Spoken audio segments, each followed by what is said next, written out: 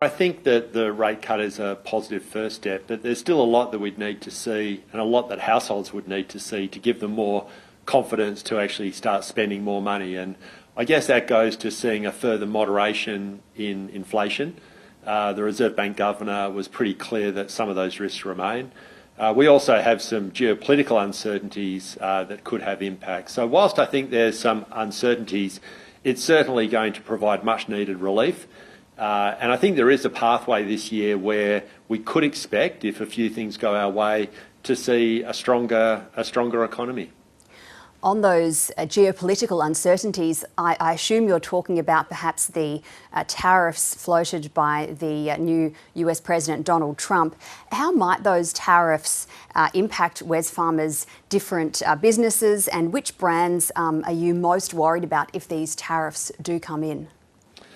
Yes, well, Nadia, I think there are two geopolitical issues impacting economics, obviously. One is the tariffs, as you mentioned. And look, on the positive side, it's hard to see tariffs having a direct impact on our business. Even products that we will be exporting, such as lithium hydroxide, shouldn't be exposed to those tariffs, so could provide us with a bit of a benefit. The second order issues, though, of tariffs are they're generally inflationary. They may have impacts on international supply chains. It could have an impact on Australia's growth rate. So they are issues that we would need to manage. But I think the other point that it really puts into focus is every country around the world is really focusing on what they can do to encourage investment, to encourage business productivity and performance. And I think that should be a real call to action for Australia. A bit closer to home, the online marketplace Catch recorded more losses in the second half.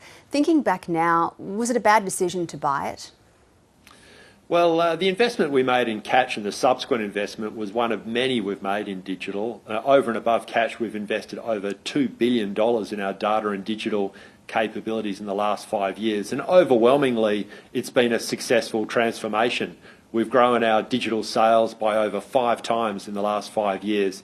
Clearly, the losses from Catch have been disappointing, but it has enabled us to fast-track our digital transformation, build dedicated distribution centres that are going to deliver next-day delivery that will benefit Kmart and Target shoppers on the East Coast, and also supported the growth of our subscription program OnePass. So, look, overall, some investments work, some don't. Overall, we've made great progress, and the change with Catch, although difficult, will materially improve our earnings next year as we will no longer have those losses. Good to hear that there's been some positives that have come out of that, but I guess was it quite a big strategic mistake for Wesfarmers? You know, it's cost the company hundreds of millions of dollars. Is it quite a big regret of yours to have acquired Catch? Oh no, not at all. And I think, when industries and businesses are undergoing such radical transformation as we've seen with the digital disruption in retail, one of the most dangerous things that companies can do is not be prepared to take risks and innovate. As I said, Catch may not have performed as we would have liked, but overwhelmingly the transformation that we've made across our group has delivered fantastic value. And you can just look at the e-commerce growth, the omni-channel growth that we have achieved across our group. It has clearly added value to shareholders. And look, what I wouldn't want to do within the Wesfarmers Group is make our team so afraid of making a mistake that it holds them back from trying to test, learn and innovate. So, look, at the end of the day, we've made some progress with it, we've lost some money and we're moving on. But I feel that the group is in very good shape going forward.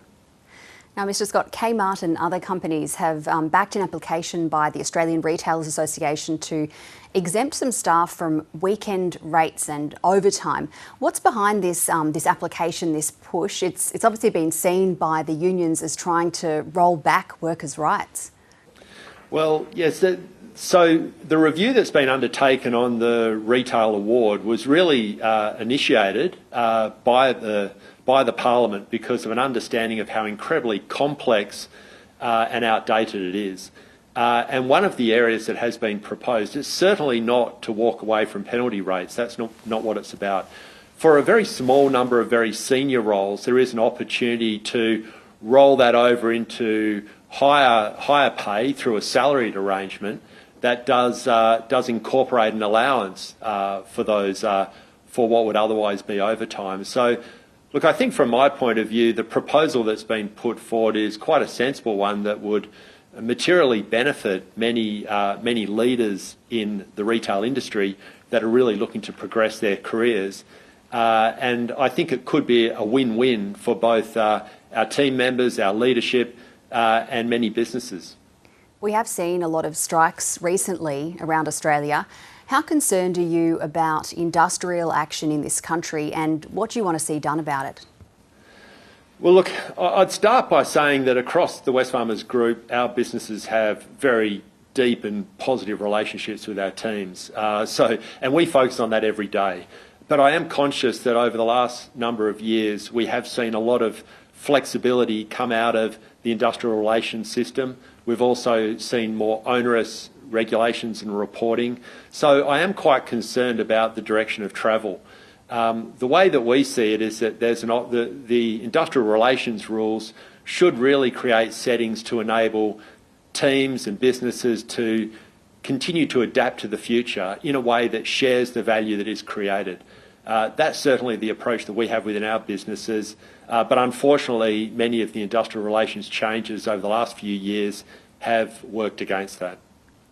And you have called previously for industrial relations laws to be rolled back. Which laws in particular need to be overhauled, in your opinion? Well, look, I'd start by saying my hope is that, before we talk about what we could roll back, I'm just hopeful that we're not going to see further, more drastic changes that reduce flexibility going forward. So I think we should be cautious of doing no more damage. But in terms of areas that I think could, I think what is otherwise called same job, same pay regulations, we're already seeing that playing out in a way that I think a lot of people were quite concerned about. We're already seeing that impact the investment that many businesses are making because of the concerns. That would be one area. I also think there can be a wholesale review of the level of reporting, compliance and disclosure that is required. There is so much cost embedded in the system to comply with very complex agreements. So the retail award I touched on earlier has over 2,000 different interpretations of hourly rates based on the complexity of the award. So there's a lot of complexity that could be simplified, and that would be a good thing to focus on. Now, just finally, a question that the CEOs of Australia will be very keen to know the answer to. Matt Common recently said he sends the least emails of any CEO, less than 5 a day. How many emails do you send? Well, gee, I'm not sure if I'm quite at 5 a day, but maybe that's some. I'm sure my team would be very happy if I could get down to that level. Look, I try and be I think email can be a very powerful tool, but it can also be a very unproductive tool. So I do make an effort to pick up the phone to speak to people more often than not. But look, I think I'd still have a bit of a way to go to get to 5 a day. I think that's everyone's dream. Rob Scott, thank you for your time. Thanks, Nadia.